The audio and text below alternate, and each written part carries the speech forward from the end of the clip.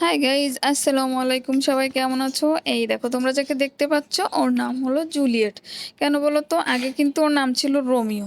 যখন দেখলাম ওমা এর তো ছেলে না মেয়ে, তখন হয়ে গেল জুলিয়েট। আর এর বিভিন্ন বদ অভ্যাসের ভিতরে দেখো এই একটা, আমার মেয়ের বিছানা গোছাতে দেখলে কি করবে? দৌড়ে যেয়ে শুয়ে পড়বে। মনে হয় যে ওর সাথে পাল্লা দেয় আমার মেয়ের সাথে। কিছু বললে দেখো বোকার মতো কিচ্ছু মনে হয় কি বুঝতেছে না, ওর মতো শুয়েই থাকবে। তাকে দেখো তোমরা, তাকাই আসে।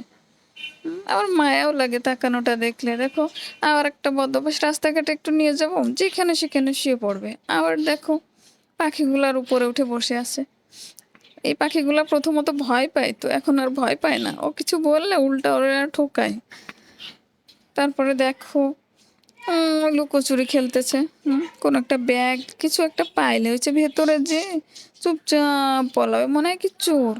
কেন তুই চোরের মতো থাকবি? কেন? তুই হলি আমার জুলিয়েট, তুই থাকবি লাট সাহেবের মতো।